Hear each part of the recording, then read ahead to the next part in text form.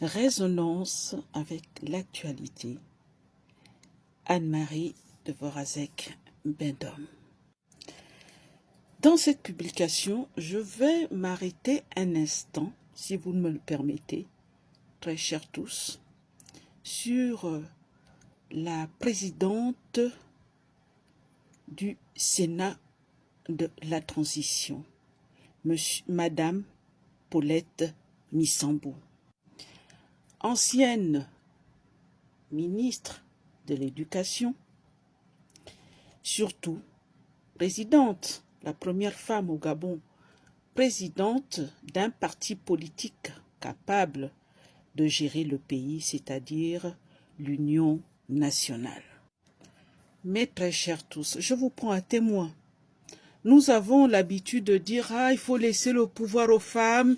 Si les femmes avaient le pouvoir, le Gabon serait autrement. Si les femmes avaient le pouvoir, le pays, les gens seraient plus heureux. Si une femme gérait le pays, voyez-vous, elle prendrait à cœur les soucis quotidiens des Gabonais. » etc., etc. Et on radote, on rajoute, et on est tous contents si seulement on avait une femme au sommet de l'État. Ce que moi, humblement, à mon humble niveau, je voudrais dire à tout un chacun, c'est que le genre n'est pas synonyme de bonne gouvernance. Ce n'est pas parce qu'une femme serait à la tête de l'État qu'elle serait mieux disposée à l'égard des populations. Ça, c'est une fausse idée que nous véhiculons parce que nous avons eu à la tête au sein de notre pays des femmes, parce que ça ne date pas de M. Ali Bongo Ondimba, le régime déchu, encore moins de son épouse qui choisissait quelques femmes gabonaises qui étaient l'alpha et l'oméga de toutes choses. Non, on a toujours eu des femmes gabonaises qui ont occupé des postes clés, des postes de premier plan. Je vais commencer par la première des premières. Est-ce que Madame Marie-Madeleine Bourontsou, présidente de la Cour constitutionnelle pendant 32 ans, a été une bonne gouvernante pour cette institution? Est-ce que Madame Marie-Madeleine Bourontsou a eu à cœur d'abord les intérêts du pays et le souci des Gabonais? J'en doute. Madame Lucie Milébou, ancienne présidente du Sénat, a-t-elle eu à cœur plus l'intérêt du peuple gabonais et son bien-être, bien en dehors, parce qu'on s'était habitué à elle, avec elle? Chaque nouvel an, quand on faisait les vœux au président de la République, elle venait faire ses petites pleurnicheries à 2 balles. On était habitué, mais est-ce qu'elle a été une bonne gouvernante pour le Sénat gabonais? Parlons de Madame Rose Osuka Ponda. A-t-elle été une si meilleure Premier ministre sous Ali Bongo Ondimba?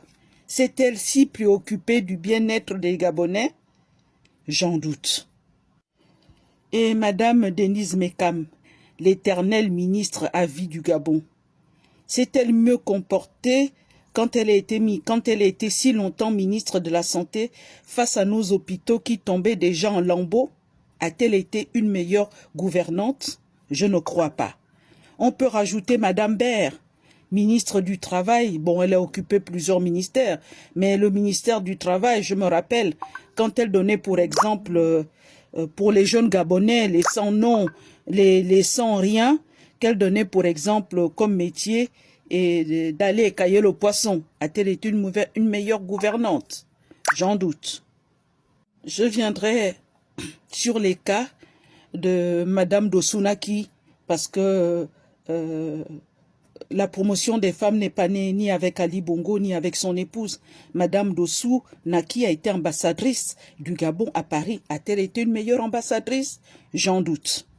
Parlons également de Madame Félicité Ngobili, elle a été ambassadrice du Gabon en France. A-t-elle été meilleure ambassadeur du Gabon représentant son pays en France? J'en doute également. Et dans le cas de Madame Paulette Missambo, présidente d'un parti politique, un parti de gouvernance, elle nous a montré son véritable visage, ce qu'elle a toujours été. Regardez comme elle est heureuse avec son nouveau poste de présidente du Sénat. Est-ce que Madame Paulette Missambo se rappelle encore de tous les discours qu'elle faisait en pleurant sur le sort de ces pauvres Gabonais à qui Ali Bongo privait de tout? Non, Madame Missambo a d'abord pris la responsabilité, surtout la priorité pour elle, une fois nommée au Sénat de transition, de d'abord nommer tous les membres de son parti, au moins le directoire.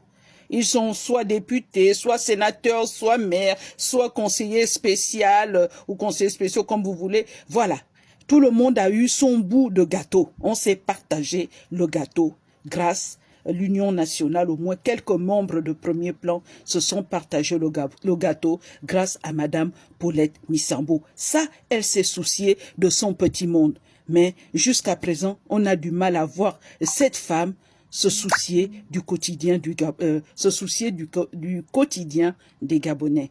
Parce que je rappelle à cette femme que même le président de l'Assemblée nationale, qu'on ne peut pas dire qu'il aime M. Jean-François Ndungu, qu'il aime plus les Gabonais que d'autres, a rappelé que malgré la transition, il y a encore des Gabonais qui étaient dans la souffrance. Il y avait des Gabonais dans l'arrière-pays qui n'avaient pas vu leur vie changer d'un iota.